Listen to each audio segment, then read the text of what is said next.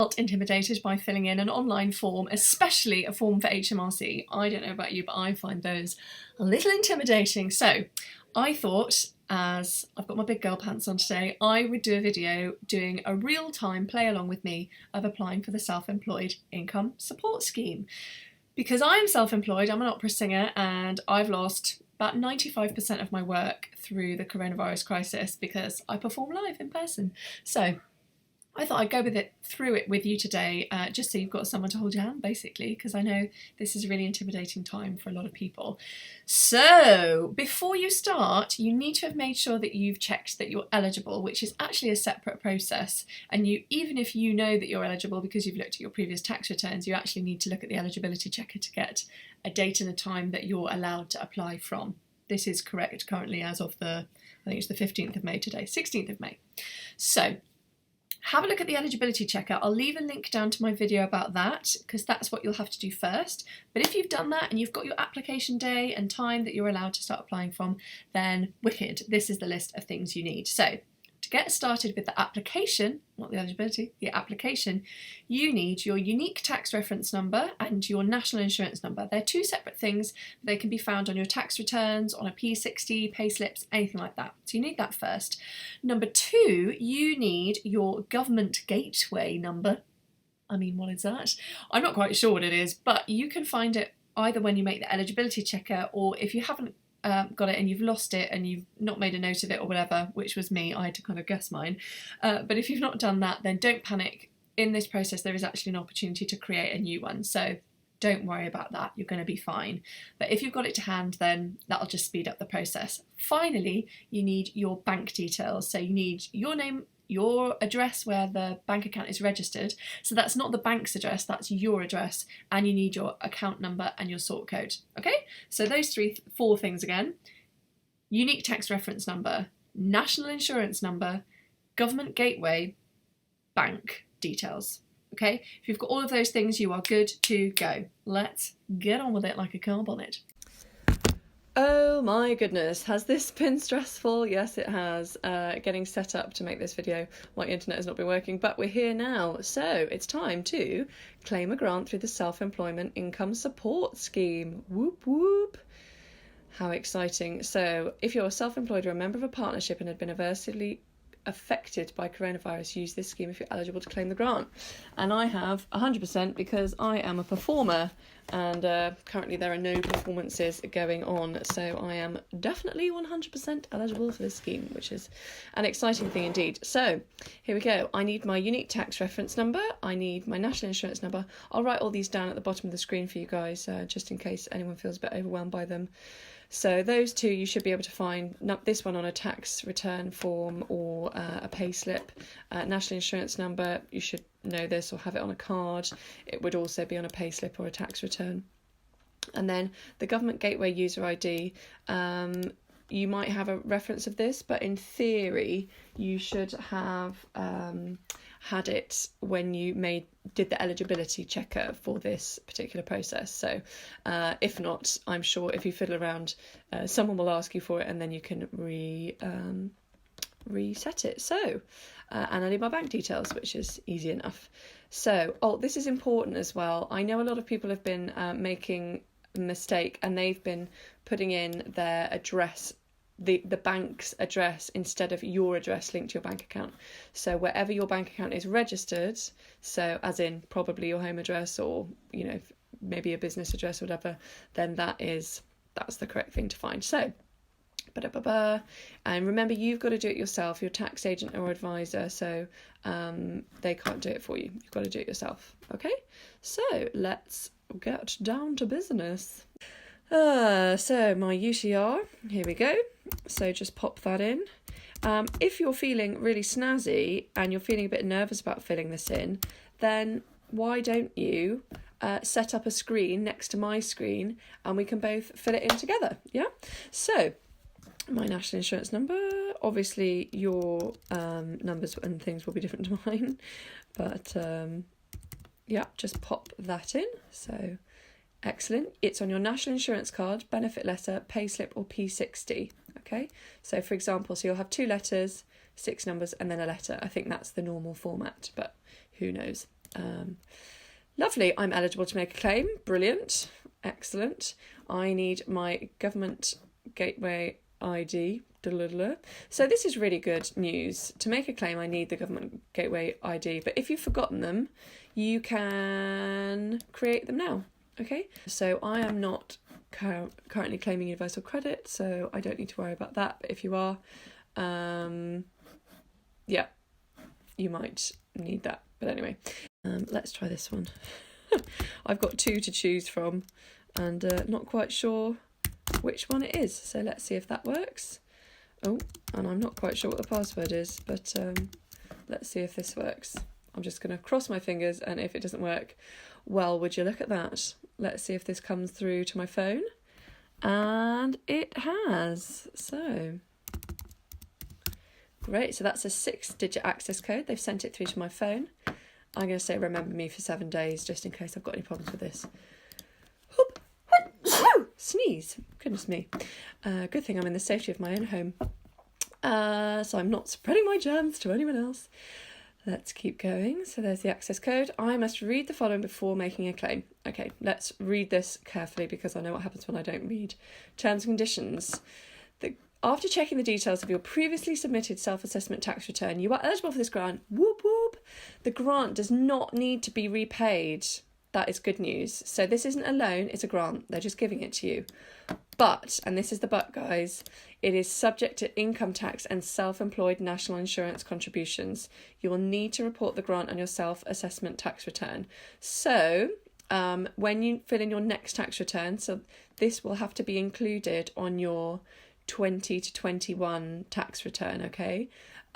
So you'll have to pay. So if you're given the top whack, which is £7,500, you will have to pay income tax on that and national insurance contributions. So just bear in mind that you need to think about in advance preparing to save part of it to go towards taxes, or at least have that in the back of your mind. I don't make the rules, folks. I don't agree with this particularly because they're giving it on our net, and then they're giving us 80% of the net on stuff we've already paid tax on, and it doesn't take into account our overheads. But let's just take what we're eligible for, and then we can take to the streets after this is all over and argue for better rights for self-employed people. But anyway, so before continuing, I need to confirm I traded in the year 19 to 20. I did indeed. I intended to continue to trade in the tax year 20 to 21. Oh yes. And your business has been adversely affected by coronavirus, which it has. I've lost about 95% of my income. If you are non-resident or chose the remittance basis, you need to confirm that your UK trading profits are at least equal to worldwide income for the relevant tax years. So that's a bit more complicated. If you are non-resident or have chosen the remittance basis, then read the guidance there, but I'm not going to go through that today because I think that's a minority of people. So after your claim, HMRC will check your claim and may withhold or recover payment if your claim is not in accordance with HMRC's published guidance, contains or based on inaccurate information, is paid in error, is fraudulent or abusive, or not made for the purpose described above. So remember, folks, if your business has not been adversely affected by coronavirus, you probably shouldn't be claiming this grant, all right? It's not really intended for you. Obviously, that's up to you, but that is not what it was made for. And remember that will be stressful in the future if you've made a false claim. If it's not in accordance with HMRC's published guidance, then, on your head be it. But I am definitely in that bracket, so here we go. So I am going to pop in my full name, which is Rhiannon Llewellyn. And then they've already got my email address, my number. Boop. So my average trading profits over the last 3 years are £17,678 and 67 pence.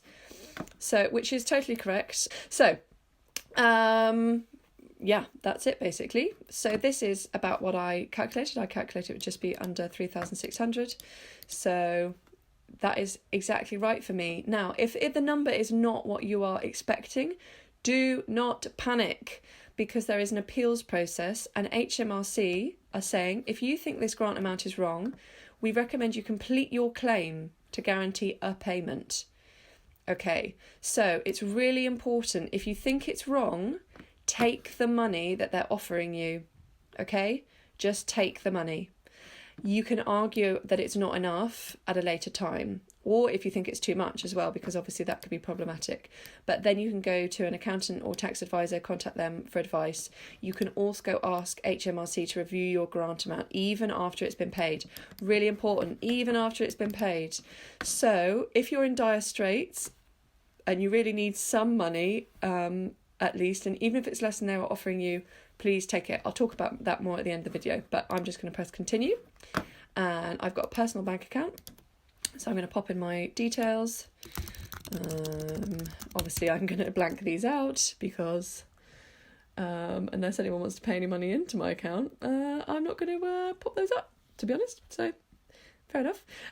You never know who's lurking on the internet, and I'm sure lots of you are wonderful, wonderful people, but some people are not very nice and want to steal money from me. So I can't believe I just had to look that one up, because I definitely knew those. So I'm going to pop in my postcode and find address. Yep, that's right. Here I go. And then they're just showing me all of my details. So they're showing me my name, my address, my mobile number, my bank account type, the name on the account, my sort code, account number, and the address associated with the account. And remember, that's not the bank's address, that is your personal address, okay? Because there's been confusion on that with some of my friends I've seen. And then I've just got to sign the declaration. By submitting this claim, you're confirming the following. Your business has been adversely affected by coronavirus. Remember, if your business has not been adversely affected, do not claim this. Your claim is in accordance with HMRC's published guidance. The information you've provided is correct to the best of your knowledge. If any of this information changes, you will contact HMRC to amend the claim. The grant does not need to be repaid, woohoo! But it is subject to income tax and self-employed national insurance contributions. You will need to report the grant on your self-assessment tax return, okay? I know I'm reading stuff to you that's already on the screen, but sometimes just hearing someone say it out loud is more helpful. So remember, they've put a big old remember button. HMRC will check claims and take appropriate action to withhold or recover payments found to be dishonest or inaccurate. So please remember, don't claim it if your business hasn't been adversely affected by coronavirus. You know, if you're selling, I don't know, online courses and your business is booming, I mean, I guess morally you probably shouldn't claim it. That's my opinion. You may have a different feeling on that, but also, you know, if your business isn't suffering, then shouldn't really be taking it. I guess in a way it would be like accepting benefits falsely. I mean, that would be fraudulent. So here we go. So accept and submit. Hooray! So what happens next? They will check and clear your claim and pay your grant into your bank account in the next 6 working days. Whoop whoop! It's my birthday next week, so hopefully it'll arrive for then. I can go shopping. I'm joking.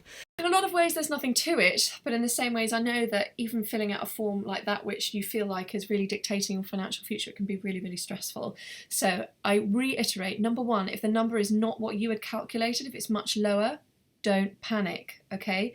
The government is saying, the HMRC website is saying, take what they're giving you and then you can raise it and start an appeal, okay? And I know friends who've already started the appeal process, so well, maybe let me know if that's something that has been your experience and I can look at seeing how I can research that. Obviously mine went really smoothly today and I am getting what I have expected. So in a way, I'm almost gutted that that happened because I'd love to be able to show you how to go through that process. But don't panic, stay calm and start the steps towards the appeal process. Well done, you've started already, so you're already ahead of the game. So keep going with that. And a little bit of money coming to your account is better than no money at this precise moment in time. Secondly, I know that this does not reflect the 3 years of tax returns they're looking at. This does not reflect people who have had a baby in the past 3 years and have taken time out of work. Does not reflect on people who've maybe had a long-term, a really sort of extreme illness that has meant they've not been able to work for a period of time. I've got a friend who's been going through breast cancer treatment and has been out of work for almost 1.5 years for chemotherapy. She's back in work now and she's doing really well, but it doesn't. The amount of money that she will get through this grant does not reflect of her current earning power and how much she was expecting to earn. So that's the second thing. Also, people who've taken time out to care for a loved one who has been ill or has been sick or dying or anything like that. And I'm sure there's lots of other people I've forgotten again that this is prejudiced against. So, and let's remember that a lot of the people who are doing the caring and a lot of people who are doing having a babies and having maternity leave are women. But I also appreciate that the government is rolling this out really quickly, so, you know, hasn't quite got everything right. If this has been helpful for you, please give me a big old thumbs up. It does take a long time to make these videos and to share this with you. And if you are interested in anything else about finances and getting on top of your money, please click that little bell. I think it's over here. Click that little bell and subscribe. If you click the subscribe button and then you click the bell, you'll get a notification of when I post my next videos. So, good luck with it all. Here's a big hug. And I hope it all continues to improve. I say continues to, starts to, continues to. Anyway, who knows? I'll be interested, my future self, watching this video back in a year's time. Bye, keep safe.